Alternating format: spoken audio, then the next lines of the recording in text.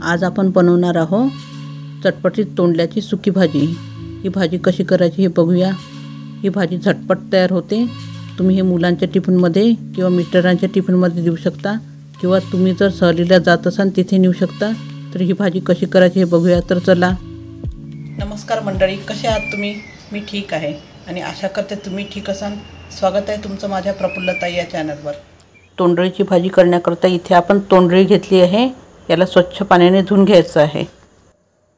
इथे मी तोंडळी स्वच्छ धुतल्यानंतर उभे उभे चिरून घेतलेले आहे। तुम्हाला जर गोल आकाराचे आवडत असेल तुम्ही गोल आकाराचे चिरू शकता तुमच्या आवडीप्रमाणे। इथे मी आता चिरलेली सगळी तोंडळी एका बाउलमध्ये घेतली आहे। यामध्ये आता आपल्याला सुके मसाले घालायचे आहे। इथे सगळ्यात आधी मी तिखट घालत आहे आवडीप्रमाणे, चवीप्रमाणे। त्यानंतर यामध्ये आपल्याला मीठ घालून घ्यायचं आहे चवीप्रमाणे। इथे मी हळद घालत आहे रंगासाठी। त्यानंतर इथे मी धनेपूड घालत आहे। धनेपूड थोडं जास्त घालायचं आहे। आता यामध्ये आता आपल्याला आमचूर पावडर घालायचं आहे। त्याने छान चटपटीत चव येते आपल्या भाजीला। आता इथे आपल्याला गोडा मसाला घालून घ्यायचा आहे। याने पण भाजी छान टेस्टी होते। आता हे सगळं आपण यामध्ये मिक्स करून घ्यायचं आहे। मी छान मिक्स करून घेते। मी इथे तेंडलीमध्ये सगळे मसाले मिक्स करून घेतलेले आहे आणि याला आता 5-10 मिनिटं आपल्याला असंच रेस्ट करायला ठेवून द्यायचं आहे। म्हणजे याला पाणी सुटून या तेंडल्यामध्ये सगळे मसाले छान मुरून जातात आणि भाजी छान चविष्ट होते। इथे मी गॅसवर कढईमध्ये तेल गरम करायला ठेवलेलं आहे। आपल्याला भाजी फोडणी घालायची आहे। मी 5-10 मिनिटासाठी तेंडलीला छान मसाले लावले होते, ते छान लागलेले आहे। यात चांगला मुरला आहे तो मसाला। आता आपण भाजी फोडणी घालूया। आपलं तेल छान तापलेलं आहे। यामध्ये मोहरी घालून घ्यायची आहे।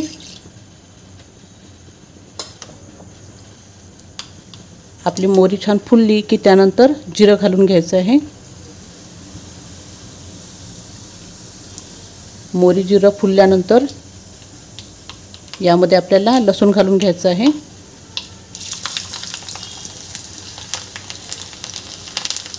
आता लसूण पण छान होऊ द्यायचं आहे 2-3 मिनिटं। छान असा हलका गुलाबी रंग येतपर्यंत होऊ द्यायचा आहे त्याला। इथे बघू शकता आपला लसूण छान लालसर झालेला आहे। यामध्ये आपण कढीपत्ता घालून घ्यायचा आहे।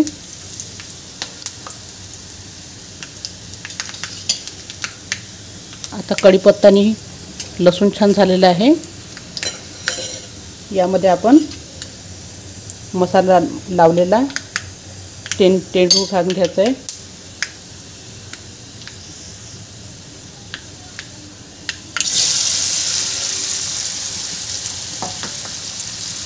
आणि याला छान मिक्स करून घ्यायचं आहे।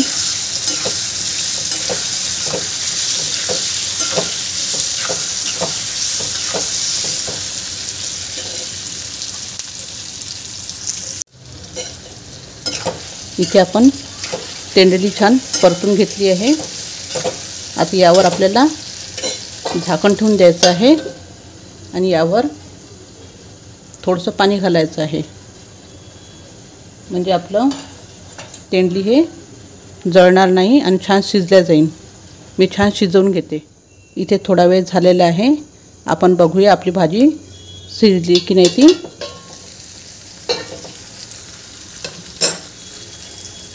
इथे बघू शकता आपली भाजी अजून शिजायची आहे। आता यामध्ये आपण ज्या वाट्यामध्ये तेंडलीला मसाला लावून घेतला होता त्या मसाल्याचं पाणी वाया जाऊ द्यायचं नाही आहे। यामध्ये मी टाकून देत आहे। आता आपण ही भाजी छान एकदा मिक्स करून घ्यायची आहे आणि यावर आपण झाकण ठेवून द्यायचं आहे। आता झाकणावर पाणी नाही ठेवायचं आणि याला काही वेळ शिजू द्यायचं आहे। इथे थोडा वेळ झालेला आहे। आपण बघूया आपली भाजी शिजली की नाही ती।